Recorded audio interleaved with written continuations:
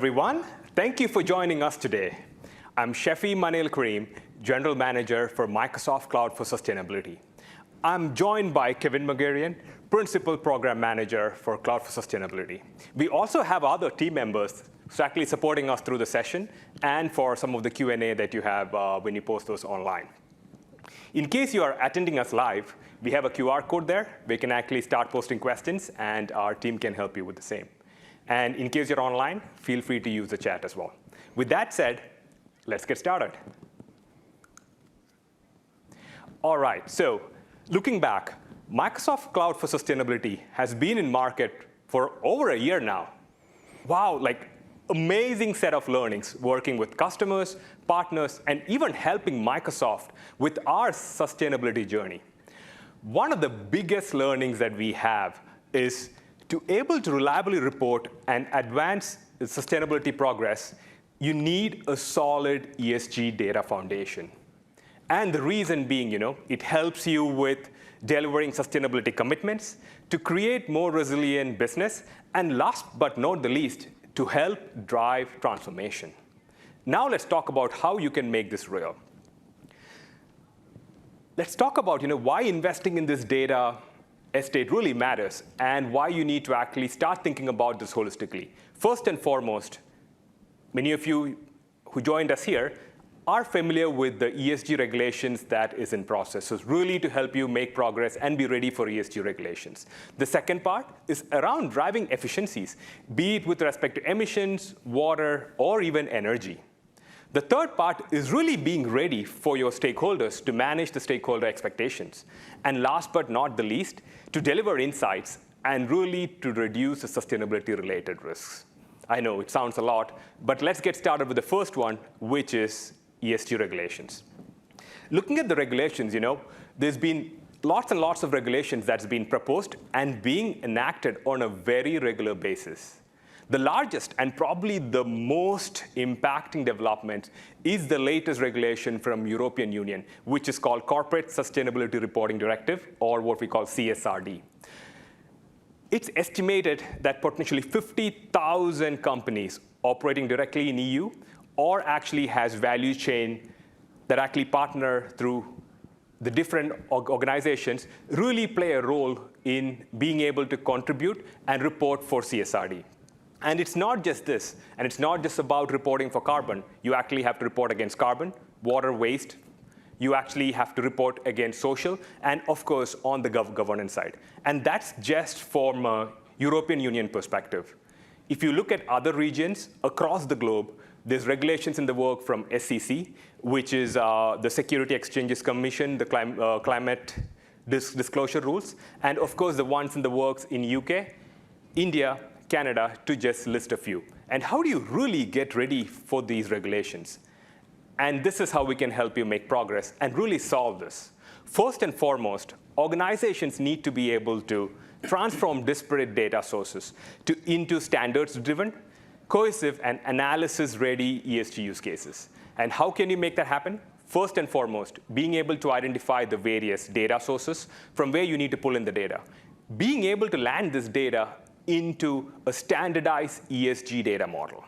Being able to ingest the data, aggregate the data, and being able to make sense out of it. Really being able to have the right level of governance and data sharing in place. Last but not the least, being able to generate insights and AI models and get this to action. I know I've talked a lot. There's lots to get done. But let's talk about how Microsoft Cloud for Sustainability can actually help you get there. Our goal with Microsoft Cloud for Sustainability is to really help organizations accelerate the sustainability progress and to help with business growth, bringing together offerings not just from Microsoft, but also from our partner ecosystem. A set of investments, and like I talked about, data plays such a key role in sustainability space. And this is where one of the key investments we make is around enabling data intelligence, in addition to helping our customers build a more sustainable IT infrastructure, improve ESG performance, and last but not the least, unlock sustainable growth. All right, Now we'll start digging a little bit deeper into the various solutions that's part of Cloud for Sustainability. I'll start with Microsoft Sustainability Manager, what we sometimes call as MSM. Really, it helps customers and organizations unify data intelligence to create a comprehensive view into the environmental impact of their operations. What does it really mean? It actually helps you break down the data silos and being able to calculate across carbon, water, and waste. It helps you visualize your environmental impact and being able to streamline the reporting side of the house. Last but not the least, you can actually set up goals and track your reduction plans across the board. When we started with Sustainability Manager, we started with carbon. And looking back, we've been amazing progress over the last year or so. So we're very happy to report that while we started the journey with Scope 1, Scope 2, and a few Scope 3 categories, we now support all 15 Scope 3 categories.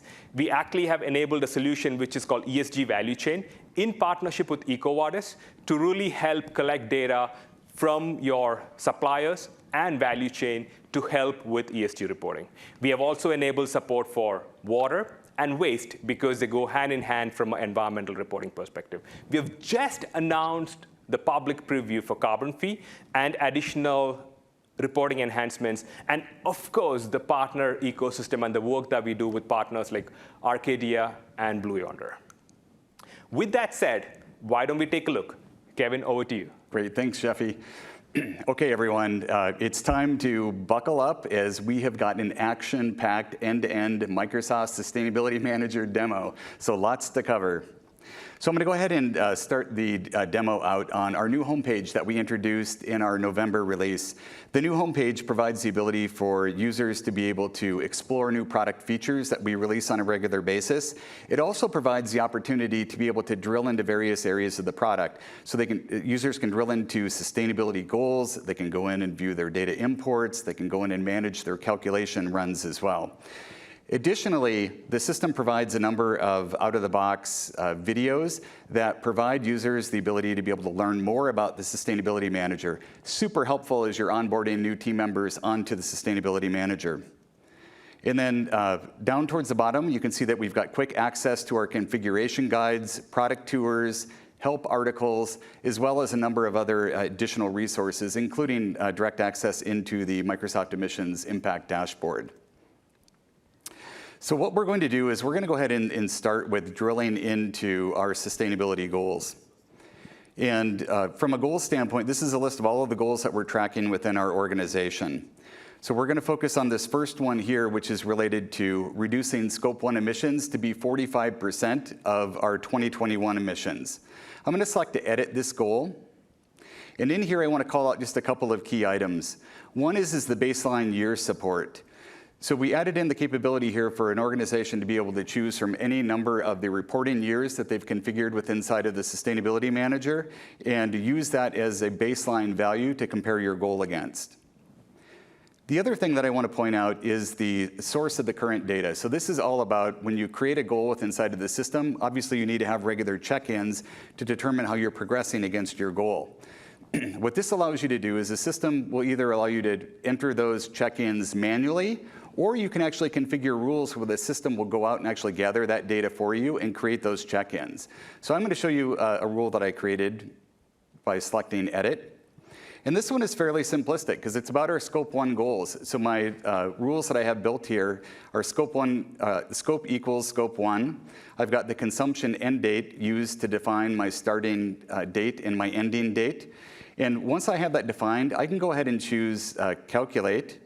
And when I choose Calculate, the system will actually give me a preview value. So I can make sure that my rules are functioning the way that I would expect them to function, and I'm getting the right result. Once that's done, I can go ahead and confirm this, but I'm going to just choose to cancel out of this since I already have it configured.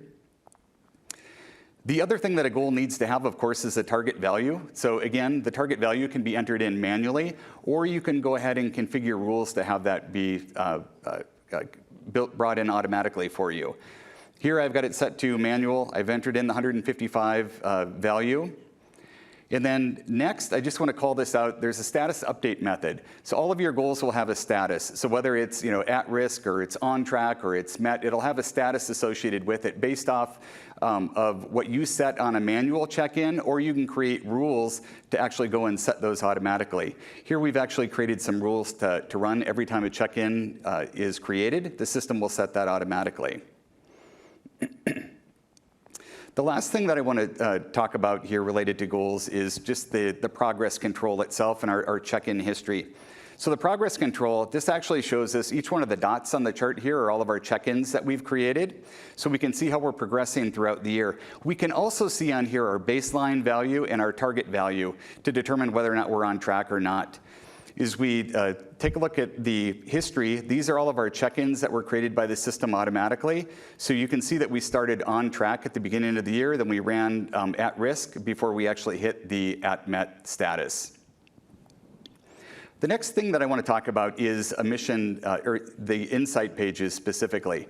I'm going to focus on emission insights, although the Sustainability Manager has got robust robust insights across emissions, water, and waste. So here on the emissions overview page, you can see that we're able to see our emissions over time. I also have an option to be able to drill in to see all of my emissions broken out by monthly comparison. The monthly comparison view is great because it gives me the opportunity to see how 1 month is comparing to months from historical years to see if I'm actually improving or not for a given month. The other thing that we've got the ability to do is we can actually filter these pages by reporting year. So you can select from one to many different years to be able to filter on. Here I'm selecting 2022, and all of the data on the page will filter based off of 2022. The other thing that we've got the ability to do is we can actually enter in a search criteria here for our organizational units. So let's say I'm looking for an organizational unit that would reside inside of the EU. I can go ahead and type in EU and then search, and then the system will find the closest match for me, which is Contoso Europe, which is exactly what I'm looking for. So I'll go ahead and choose to mark that. And now again, the page filters based off of all of the data for Contoso Europe. So it's a great way to be able to analyze the data across all of your organizational units. The last thing that I want to look at on this page here is the by source and scope view. So in here you can see that we've got our scope 1 emissions, and then we have the emission sources. So you can see that level of detail for scope 1, scope 2, and then for scope 3, if I expand this out, you'll be able to see all of the 15 different categories within inside of scope 3. So it's a great way to keep track of all of your emissions. As I talked about, this is the emissions overview page, and just as the name implies, this is an overview page. We've got detailed pages broken out for scope 1, scope 2, scope 3, renewable energy, and so forth. But what I'm going to do is I'm going to show you key influencers, which is a new capability that we introduced as part of our November release. And this gives us the ability to be able to use some AI logic to have the system go in and determine what is influencing emissions to either increase or decrease. So we're looking at an increase scenario here. And we can see it looks like Contoso APAC Japan is running quite a bit higher than some of the other areas within inside of the company. The chart over on the right shows me how Contoso APAC Japan is comparing to some of the other areas, and I can go ahead and filter that down to view just the ones that are key influencers. And here you can see that Contoso APAC Japan is running quite a bit higher than the overall average. That dotted line, which I understand is pretty hard to see up there, but the dotted line is right around 1,100 metric tons of CO2e compared to where Contoso APAC Japan is running. So the other thing that we get with key influencers is the ability to be able to have top segments be identified as well. So the system identified one. You might have several based off of the data that you have. But here we can see that whenever the activity is gasoline heavy-duty vehicles and the country region is set to USA, the system is identifying that that segment is producing 5.23 thousand metric tons of CO2e compared to an overall average of 1.18. The system also identifies how frequently this happens within inside of the data. So we can see that the data points here actually account for 22.4% of the overall data. Pretty high in this scenario, but it's to prove a point. Again, a great opportunity to be able to identify items that you might need to focus on within the organization. Next, we're going to take a look at forecasting, another new feature that we introduced as part of the November release. And in here, I'm going to select a couple of different years. And when I select these 2 years, what it instructs the system to do is take a look at all of the data for those 2 years and then use that data to be able to project or forecast my emissions moving forward for the next 12 months. So we can see here that black line is essentially our forecast, and then the gray shaded area defines my upper boundary, and my lower boundary is part of that forecast. So again, a great way to be able to provide that level of insight for an organization to be able to see where their emissions are headed. The next thing that we're going to take a look at is Intelligent Insights, which is another new feature introduced in the November release. And Intelligent Insights gives us the ability to be able to have the system automatically identify outliers, trends, and correlations within inside of the system. So you can see here I'm on the outliers page, and the system identified a number of outliers based off of the data that we have. So obviously I'm not going to go through all of these, but if we look at the first one here, we've got 𝗦𝗲𝘀𝗀 Africa headquarters in Nairobi is actually running quite a bit higher than all of the other facilities across the organization. So that is certainly something that I'll want to keep an eye on. You can see that we've got the ability to be able to bookmark items, which is what this one has already been bookmarked. But any of these outliers, trends, or correlations that I find interesting, I can go ahead and click on the bookmark, and I'll show you how that surfaces in just a moment.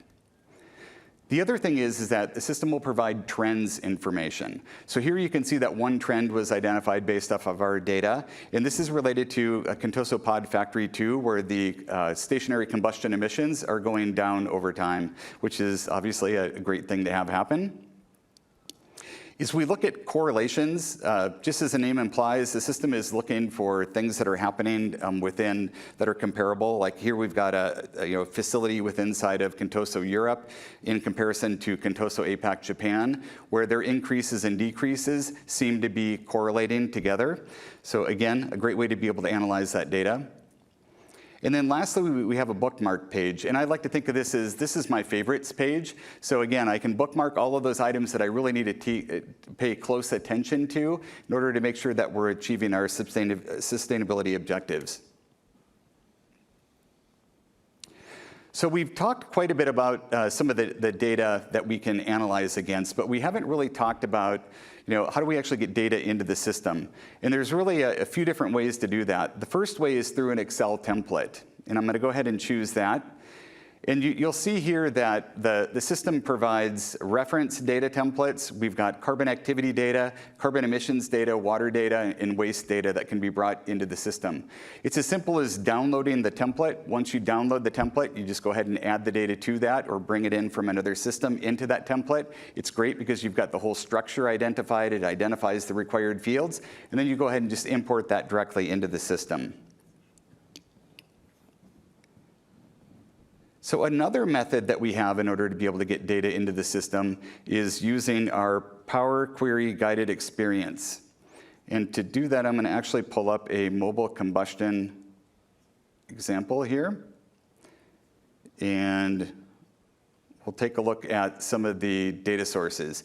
So here you can see there's a select number of data sources that default automatically. I can go ahead and choose View More, and I can see the whole list of data sources that I have available to me. The beautiful thing about this is it is a guided experience. So you actually will get a wizard-based experience where you can go through and transform and map your data before actually importing that into the system. So a great way to be able to get data into the Sustainability Manager. So another way to get data into the system is through our partner solutions. So here, this is going to be a growing list of connectors that we have. It actually is growing. We're up to 5 right now. But what this does is it gives you the ability to be able to work with a partner connector that we have out of the box with the Sustainability Manager, where you can actually have data be brought into the Sustainability Manager automatically. So it takes care of a lot of that mapping and transformation that you'd need to do. So we've talked now about how you actually bring data into the system. Well, when you bring in activity data, how does that data then turn into emissions data? So that happens through the calculation models. So here we're going to take a look at an example with inside of mobile combustion. And I'll choose to edit this one. And copy this. And what I'm going to do is I want to call your attention to the bottom part of the screen here, where we've got the distance times the emissions factor for the vehicle type. Just above that, you'll see a condition that says, is this an on-road vehicle, yes or no? If it is an on-road vehicle, then we will utilize the logic that uses distance times the emissions factor. If it is not an on-road vehicle, then we will utilize fuel times the emissions factor for the vehicle type. So I'm going to go ahead and select the distance node. And when I do that, you'll see that all of the information over on the right-hand side filters specifically for that. This identifies for me the emissions factor library. It identifies the emissions factor specifically to the unit as well. I do have the option here as well for those of you that maybe want to have a custom calculation. We've got Power FX experience embedded within here as well, where you could go in and actually enter in your own multiplier in here as well.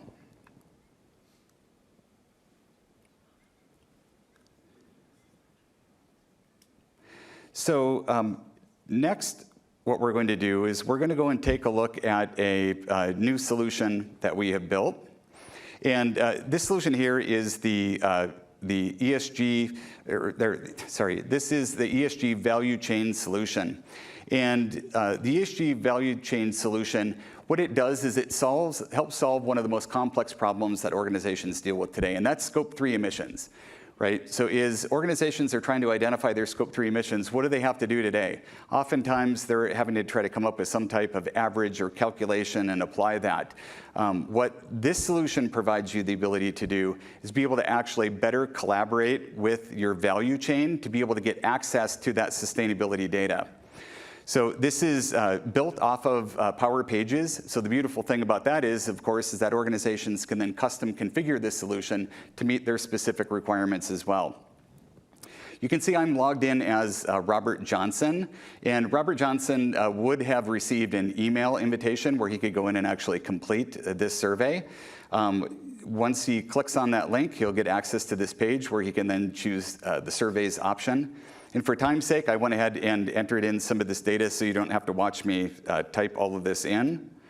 And here you can see that we've got the company information displayed that he can enter in and validate. On the next page here, we have the climate target information, so you can see what the climate target is. You can see the progress against that target. On the next page, this is where we can define the scope of the data that's being included, start date, end date, total revenue, the total customer spend. And then if this specific supplier is tracking PCF data or product carbon footprint data, this is where they can define all of the information specific to those products. And then on this next page, this is where they can define their emissions by scope. So all of their Scope 1, Scope 2, and Scope 3 emissions. And then really it's just a matter of reviewing the company information page. And once they've done that, then they'll get confirmation to review the climate target information, the data definition, the product carbon footprint, and all of the emissions data. And assuming that everything looks good at this point, then they'll go ahead and submit this information, and that will flow into the Sustainability Manager. So with that, back to you, Shefy. Awesome. Thank you, Kevin. So many amazing set of capabilities. Now that we have spent some time on the environmental side, let's switch gears quickly and talk about Project ESG Lake, our next solution that is part of Cloud for Sustainability. To address the scale and the breadth of sustainability priorities, customers need to take a data-first approach. And that's where Project ESG Lake comes in. It makes available a comprehensive data estate to help customers with analytics and reporting. This is indeed built on Microsoft Fabric and extends the capabilities of Microsoft Fabric that was just generally available today. Project ESG Lake enables support for environmental, social, governance, and biodiversity. So really giving customers an opportunity to have that most comprehensive ESG data estate. How does it make it happen? First and foremost, we make available an ESG data model across environmental, social, governance, and biodiversity. You'll hear me repeat that over and over again. Then we also make available a set of data integration templates to commonly used sources like Microsoft Sustainability Manager or other business applications. We make available reporting templates, Power BI reports and dashboards that makes it easy for you to quickly generate insights on top of the data sitting in the lake. We'll also make available data sets, AI models, and other assets that really help you easily transition and generate insights from the data that you make available within Project ESG Lake. With that said, now let's take a look at it. Kevin, over to you. Sounds good. Thanks, Shefy. So what we're going to do is we're going to cover just a real high-level overview of Project ESG Lake. And to do that, we'll go ahead and start off here on the main page here. So ESG Data Estate really empowers organizations to be able to bring together data from a lot of various sources. And they can bring that into a standard schema in order to be able to meet the analytical, the reporting, as well as the computational requirements. So here, raw data is able to be harmonized and curated in order to be able to be brought into the sustainability industry data model. Now, once the data has been harmonized, we can go ahead and run a metrics computation in order to be able to create metrics that we can analyze with inside of our reporting tools. So to do this, we're going to go ahead and we will select the metrics computation notebook. And when we do that, what you're going to see here is essentially a bunch of Python script that is actually created here specifically to be able to calculate metrics related to CSRD in this example. These calculations, they can be run manually, or you can actually schedule them to be run. The computed metrics, we store them with inside of SQL tables in the data lake itself. And you've got the ability to be able to map these to CSRD, but you might also want to map those to other disclosure types, such as GRI. So it does have support to be able to do that. So lastly, your sustainability experts are going to be really happy because they're going to have some nice out-of-the-box dashboards that will give them the ability to be able to analyze this metrics data. And once they've gone through and they've reviewed this metrics data, the nice thing is that now they'll be able to actually access this information and surface it within downstream systems, including the compliance manager, which Shefy will be talking about in just a moment. And then I'll show you a demo of compliance manager. So with you. Back to you, Shefy. Awesome. Thank you, Kevin. All right, so now that as a customer, you've made progress across environmental side, we've actually calculated your emissions, you've made progress figuring out and getting more insights into your social, governance, and biodiversity, you're ready to start with the reporting process to help you with the regulatory reporting. And this is where we actually make available a template for CSRD within Microsoft Purview Compliance Manager. So we use Microsoft Purview Compliance Manager as the way to make available these regulatory templates. We are starting with CSRD, and we will make more available as time goes by and as these regulations become finalized. Let's take a quick walkthrough on the process that a customer needs to go through to get ready for regulatory reporting. First and foremost is really as a IT specialist or a sustainability practitioner, figuring out the source of your data. This can be both qualitative data or quantitative data that you saw us capture and calculate as part of Sustainability Manager. Once you have the source of the data identified, you need to prepare this data. And this is where you actually start mapping this data, preparing this data to be ready for CSRD reporting. The third step is you need to compile this to be audit ready, because a lot of these regulations expect the data to be auditable so that it can be used for purposes that follows. And last but not the least, the step is really generating the report. And all of this, now let's see it in action. Over to you, Kevin. Great. Thanks, Shefy.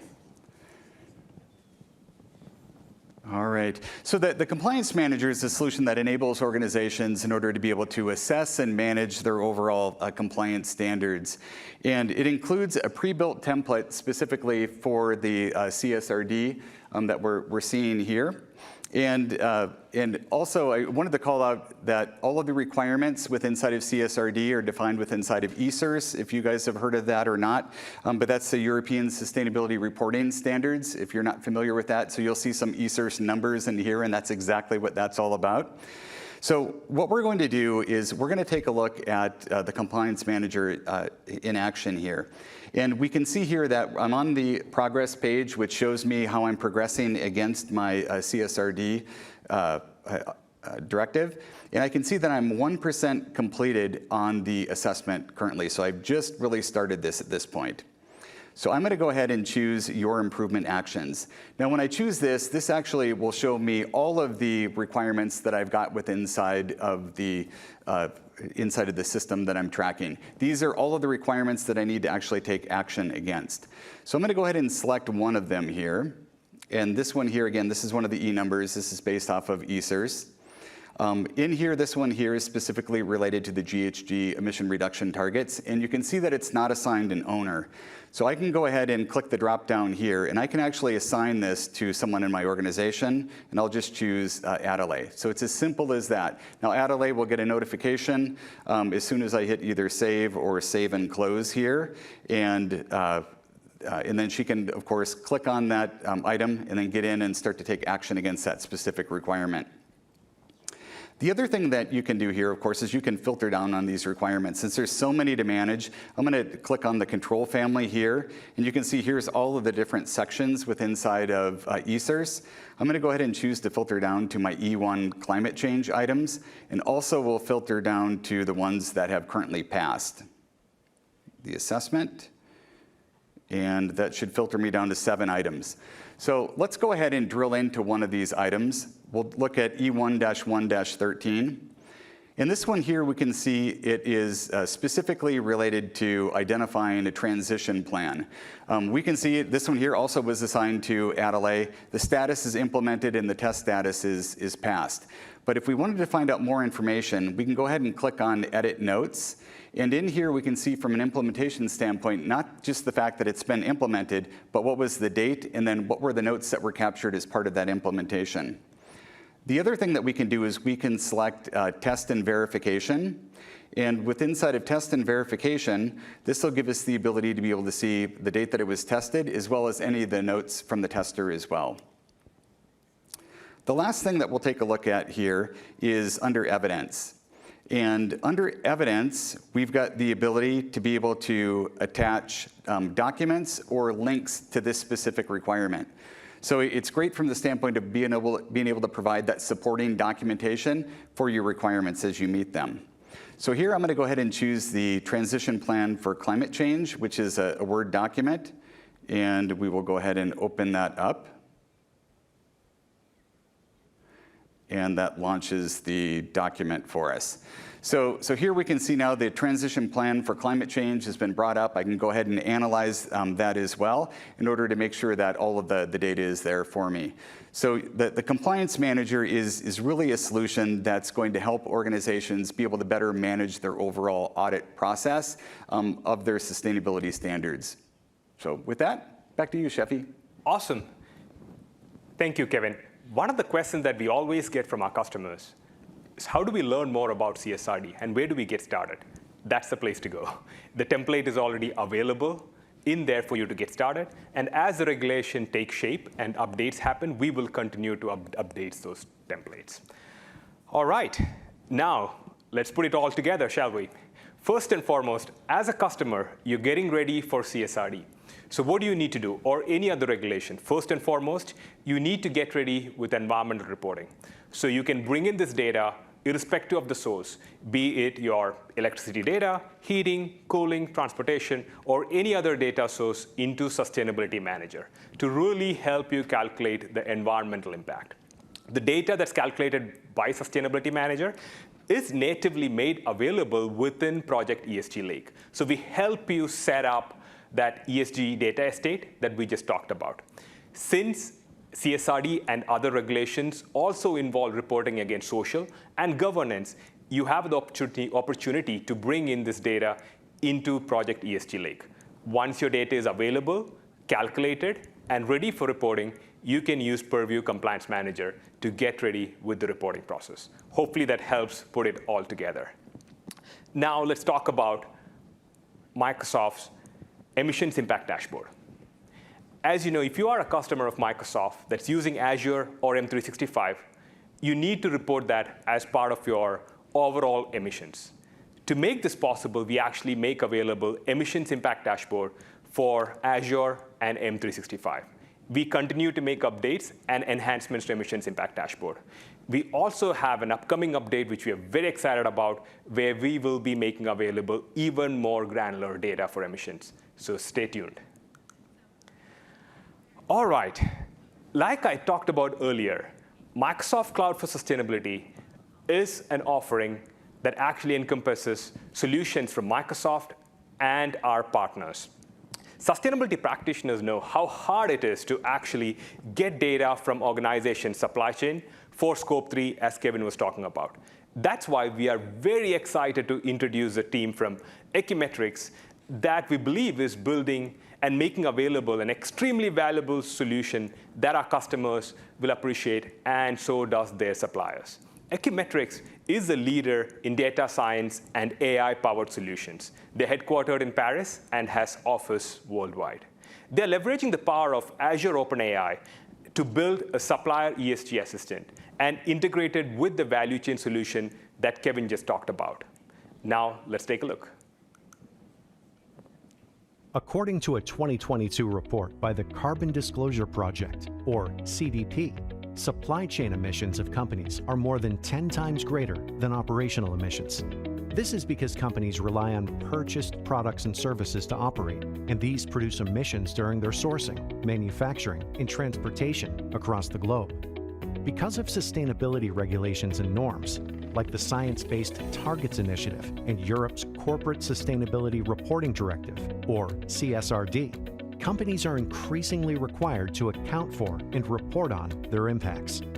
But accurate data collection and reporting can be resource-intensive and time-consuming for companies and their suppliers. Microsoft partner Equimetrics has an idea for a potential solution, tentatively named Supplier Assistant, to make accurate sustainability data collection more efficient for companies. Contoso is a fictional company with an objective of achieving net zero emissions by 2030 over its entire value chain. To track progress against this target, Contoso asks Fourth Coffee, its supplier for cups, lids, and other supplies, to complete a value chain emission survey. To respond to this survey, a sustainability analyst at Fourth Coffee logs into the survey portal and sees all the surveys that need to be answered for Contoso, including surveys on carbon, water, waste, human rights, and other sustainability topics. Contoso's survey asks for qualitative information on carbon emissions targets and quantitative information such as emissions data. Previously, Fourth Coffee's analyst would have spent hours going through internal documents to find answers to Contoso's survey. Any mistakes mean the data Contoso receives will be poorer quality. Supplier Assistant would use the power of generative AI to help companies and their suppliers reduce the time and resource burden of sustainability reporting and engagement tasks. By clicking Connect to Equimetrics, the analyst at Fourth Coffee could select the questionnaires she wants to respond to. An Equimetrics interface will show where the analyst enters her credentials to access her company's account. Next, she could upload internal documents, such as sustainability reports and answers to other surveys, like those from the CDP. Once the documents are uploaded, the analyst will be able to categorize the documents according to the type, topic, or year. Supplier Assistant would also connect the analyst to all her documents via Microsoft Sustainability Manager. There, the surveys could be pre-filled with the support of AI, and the supplier sustainability analyst would only need to go through the survey and validate the AI-generated answers. The supplier assistant could be able to respond to requests for different data formats, including binary, multiple choice, free text, and numeric. Additionally, Supplier Assistant could check the validity of the data provided by AI or the supplier to spot any inconsistencies with previous years, the sector of activity, or other rules. If the supplier sustainability analyst has a question regarding the survey, she can ask Contoso about it directly via a chat functionality. The chatbot uses generative AI on Contoso's supplier charts and information about 𝗬𝗏𝗏𝗏𝗏𝗏 to provide accurate, reliable, company-specific answers. Once the analyst has completed the survey, she will click Validate, and the results will be sent to Contoso. By harnessing the power of generative AI, companies like Contoso will be able to gather supplier data collection and engagement at scale, freeing up resources for what matters most, undertaking transformational projects to make progress on their sustainability targets.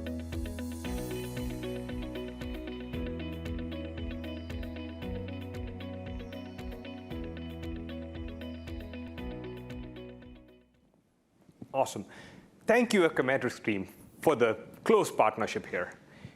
We are proud to have a growing global ecosystem of partners that we work with across independent software vendors, system integrators, and advisory partners. We want to take this opportunity to call out a few of our partners that we are working closely for Cloud for Sustainability. You can find the full list at Microsoft AppSource. All right, so what have we been up to? Our momentum is really accelerating. We talked about all the innovation and investments we are bringing to market. Like you talked about, when we initially started the journey, we started with support for carbon. We have quickly accelerated with completing all 15 Scope 3 categories, support for water, waste, and product carbon footprint from a data model perspective. We have expanded on the ESG data intelligence and reporting side of the house, as you saw from the demo that we just walked through. And last but not the least, once you have your environmental side and your data estate enabled, you can actually start generating additional AI scenarios and get more insights and really start making progress towards your reduction plans. All right, so how do you get to this comprehensive data strategy? This is something that we have learned at Microsoft and also working closely with customers and partners. And we thought this is something that we'll share with you. First and foremost, it starts with that holistic, comprehensive data estate that we talked about, which Project ESG Lake can help you set up across environmental, social, governance, and biodiversity. If you need a solution to help you make progress on the environmental side, Sustainability Manager is the solution that can help you make progress. The data from Sustainability Manager is made available within Project ESG Lake. Once you have the comprehensive data available, you can use Microsoft Purview Compliance Manager to help you with the regulatory reporting. And once you have all the data together, you can start enabling those compelling AI scenarios that we talked about to help drive reductions. All right, how do you get started? This is one of the questions that we always get from our customers and partners. First and foremost, really getting ready for regulatory reporting and outlining what those regulatory reporting requirements are. That's the first step. The second step is really mapping your data sources, because especially these regulatory reporting needs data from carbon, water, waste, and other sources. So bringing it all together, creating a plan for it, integrating the various data sources, last but not the least, really accelerating the progress. And you don't have to do this alone. We are very excited to announce that starting today, we have made available our Microsoft Cloud for Sustainability community. This is a place where everyone that's actually interested in sustainability across the various product offerings, being able to ask specific questions, join specific purpose base, and really start reading blogs and make progress. And if you're into swags, we do plan to make available some exciting T-shirts and other swags for engaged community members as well. So something to keep in mind. All right, how do you get started today? First and foremost, sign up for free trials. We do make it easy for you to sign up and get started with free trials. The second step, we talked about the community. It's available starting today. Get into the community. There are already questions in there that will need help from many of you to get answered. Third step is really taking help with our training. Fourth one, we've made available a set of learning collection assets, especially if you are like me, love QR codes. We have made available a QR code to actually help you quickly get to those learned content. With that said, In case we have any questions, we have a session tomorrow where we'll actually spend quality time taking questions, and we'll also have our team joining the session as well. With that said, I would like to thank you all for being here and spending time with us for the session. Thank you, Kevin. Yes, thank you.